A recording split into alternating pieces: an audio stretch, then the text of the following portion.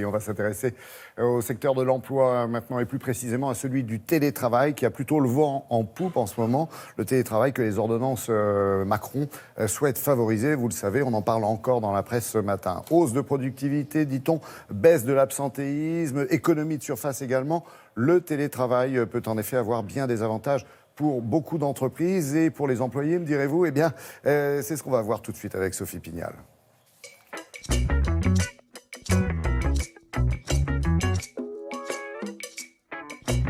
Stéphanie est conseillère voyage. Elle est en CDI, mais c'est à son domicile qu'elle exerce son activité 4 jours par semaine. Elle est en télétravail. Je vois que du positif. J'ai plus de transport en commun. Donc tout le temps que je perdais dans les transports, je peux profiter de ma vie de famille, de mes enfants et de mes loisirs. Stéphanie, bonjour. Je suis beaucoup plus épanouie, moins stressée et j'ai moins de fatigue. Quand je commence ma journée, je me logue sur mon ordinateur. Je clique sur un logiciel où je mets ma présence. Oui, si vous voulez.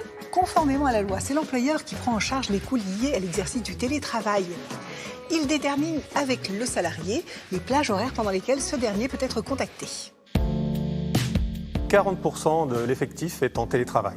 On a fait une enquête pour savoir combien étaient intéressés et combien avaient l'espace chez eux pour pouvoir travailler. Et en fonction de ça, on a pu mettre en place le télétravail.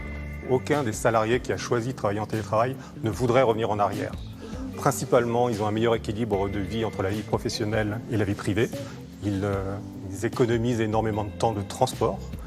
Et ensuite, au niveau de l'entreprise, on s'est aperçu, en prenant la même population avant le télétravail et après le télétravail, que le nombre de jours d'arrêt maladie avait baissé de 17%, ce qui, en tant que DRH, m'intéresse terriblement. Si pour les femmes, le télétravail est un moyen de concilier vie familiale et vie professionnelle, les hommes ne disent pas non lorsqu'on leur propose de télétravailler. Un côté positif à être chez soi, c'est la concentration. En effet, le silence permet une totale concentration afin justement d'être dans son projet sans aucune perturbation extérieure. Certains managers peuvent penser que ça va être plus compliqué de manager une équipe virtuelle.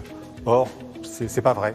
Nos collaborateurs en télétravail sont connectés en permanence via les outils. C'est-à-dire qu'ils ont la messagerie et la téléphonie pour échanger avec n'importe quel salarié de l'entreprise et même du groupe à l'international. Donc c'est quelque chose qui est vraiment au quotidien très facile.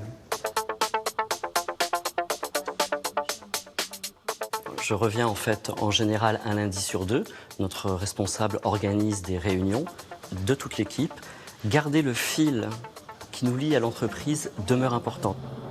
Avec la nouvelle loi travail, aucun accord d'entreprise, aucun avenant au contrat de travail ne sera nécessaire pour pouvoir instaurer le télétravail. Cela devrait permettre à cette nouvelle forme d'organisation du travail de se développer.